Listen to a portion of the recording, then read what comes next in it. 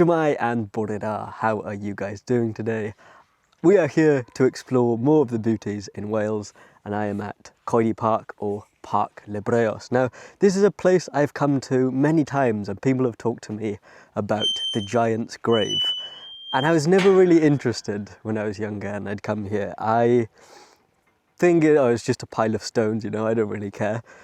But as I've spent some time away from Wales and I've gone travelling, I've understood that I'm really passionate about this sort of thing. And so coming back home, you know, of course, I am delighted to know that Wales is full of this rich history and archaeological site. And yeah, today, like I said, we're going to be checking out the giant's grave. I have been to sites like this around the area, like King Arthur's Stone, but this one is much bigger and more complex, hence the name Giant's Grave. And it was discovered in 1869 by workers who were looking for, you know, stones to build roads. And they were just, you know, looking around and they found this megalithic tomb. And a little bit of time after that, excavations took place and they found at least 40 skeletal remains of humans, along with, you know, animal bones and Neolithic pottery. The Neolithic period is also known as the New Stone Age, and it marks the transition from our hunter-gatherer ancestors to a more settled life, one that revolves around agriculture. And with a change in lifestyle, we witness, you know, different social behaviors and relationships. And these sites, you know, these megalithic tombs, give us a really good insight into their past beliefs around life, death and burials, but still so much remains as a mystery. Sites like this make us ask the question of why. Why go through so much effort to construct these massive, you know, tombs and chambers? What connection did the people of the past have with death? Because it was clearly important to them. And you'll find sites like this not only here in Wales and in the UK, but across the entire world. And what you'll often find is that their construction is very similar, and that makes us really ponder upon their purpose. The bones found here are an indication that this was used as a burial site, but some people would argue that we just don't know. Perhaps it was used for ritualistic or ceremonial purposes, or something entirely different. But yeah, we don't know the intention of this. And I think that's so interesting. What we do know, though, is that the people of the past clearly had complex social beliefs and ideologies, and perhaps these were shared and spread throughout the world, and that's why so many of these structures are similar in design. And just a short walk down from the car park, we have made it to the burial site, and this in person is indeed very, very large. I completely understand why it's called, you know, the Giant's Grave, and this was built, or this dates back to 6,000 years ago, so it's very, very old, and you know, you can see it's in pretty good shape. I do believe that there's been some reconstruction, and this would have at some point had a kind of a mound that goes over the top, and you know, that probably would have been covered in earth and things, but yeah, that's no longer here. But as I mentioned, there were, you know, at least 40 skeletal human remains that were found here, but along with them were animal bones. And again, this leads to the question of why. Why would you bury your ancestors with animals? Was it for, you know, like rituals or cultural beliefs? What was the reason for that? Well, if we take a walk inside of the grave or inside of the tomb, the burial chamber, we'll get a better answer. So, as you can see, there are 4 burial chambers. So 1, 2, one right there, 3 and 4. This is the largest one, and I don't know if you can tell on camera, but if I were to lie down, this is not big enough for a human burial, right? So what we now believe is that the remains of humans would have been taken to nearby caves. There are a lot of caves in this area, so they would have been taken to caves to decompose, and then they would have been brought back here. And so this is where, you know, the animal bones have probably been mixed up. So when the people would have gathered them, you know, possibly they're mixing it up with animals and leaving it in here. So yeah, that's one theory, but I believe it's the southeastern chamber. So I think this one, the largest one, this had either this one or this one. This had nearly 3 times more remains than any of the other chambers. And when we look at the actual skeletons, we understand that they were left outside, weathered in the elements. And so that means that before being brought inside, like I said, this would have been covered. So before being brought inside, they would have been left outside on display. Again, why? What's the reason for that? And if we take a look just at the kind of the architecture and the design, like you can see how massive these stones are, right? And this is not just a random bunch of stones that have just been piled on top of each other. You can see the design is intricate. You know, this would have taken a very large amount of energy and time to create. This is something that takes real thought, you know. And I'll show you, I'll try to get a better view, you know, of above so you can just see what I'm talking about. But a very, very interesting site. And this wasn't used for just one period or one generation of burials. This was used through multiple different generations. We estimate now that it was used or in use for between 300 to 800 years. And you'll find things like this literally all across Wales and the UK. I mean, this one to me is unique, but the reason it's called Giant's Tomb or Giant's Grave, of course, it's because of just the size, the sheer size of these stones and the structure. But also, people believe that things like Stonehenge or you know, different sites, they were once built by these giant people, right? These megalithic tombs were built by giants. Who knows? And despite being able to, you know, reconstruct ideas and get dates of things, we never really know the true intention of why people did what they did. Unless there's some literature, which in this case there's not, then we don't really know. But if you come here, you'll notice that, you know, it's in just a woodland kind of area. It's in a very strange location to have this massive tomb. But of course, you know, 6,000 years ago, I would imagine the topography and the environment is looking very different. So yeah, this is clearly a very fascinating site. But it's not the only one in this area. We're going to head now over to Cathole Cave, which inside of this cave, certain things were found, which I think, yeah, is not only an important discovery for Wales, but also for the entire UK. But yeah, you can see there, again, another look at the tomb and just the sheer size of it. A lot of people have been walking past, you know, and I've been inside the tomb, and nobody is interested. Like, a few people will stop and look, but I guess for a lot of people it's the same as what I used to believe. Like, it's just a pile of stones. But now that I'm actually researching it, yeah, it's deeply interesting. So if you take a short walk from the tomb, follow the path all the way down, and you'll see this little sign for the cave. So walk through this woodland, and yeah, we'll make it up to the cave. And like I said, there were a lot of really interesting discoveries that were found here, and one of them were these two kind of like, not spearheads, but yeah, kind of like tang tips. And these, you know, they could have been used for weapons, but when we date them back, it goes back 28,000 years.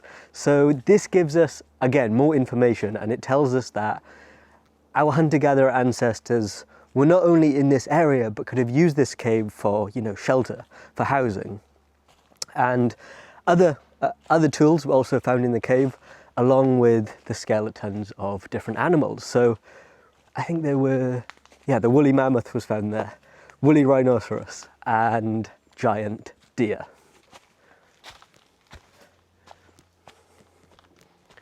I've walked all the way up, like, and it's not here.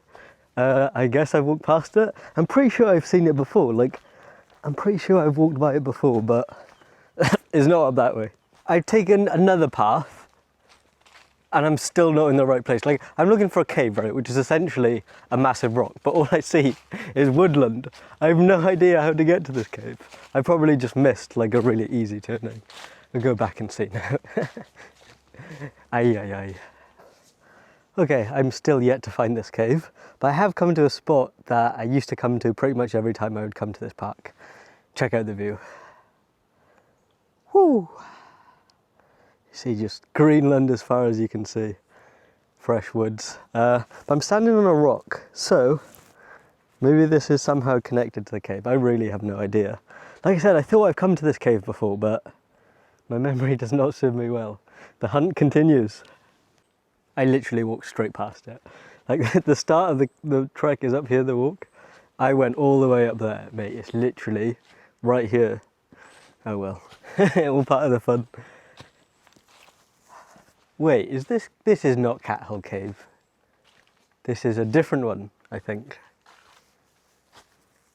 Oh my, this is a challenge. Okay, so I was just at that cave, walk around here, and I believe this is it. This is Cathole Cave.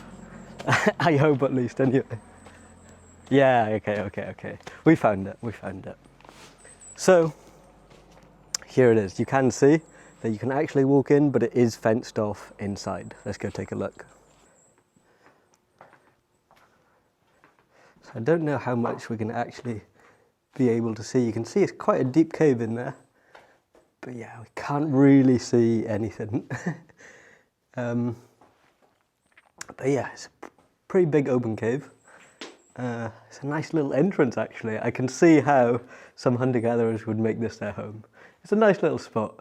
But yeah, the cave art that was found here, oh yeah, multiple pieces of cave art have been found inside.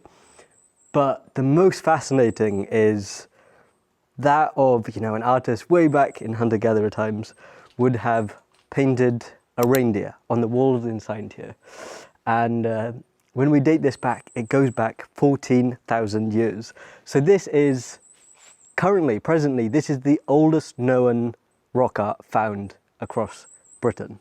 So yeah, a really, really interesting little spot that we're in. And I mean, even the area that we're in, you know, like I said, King Arthur's Stone is not far from here.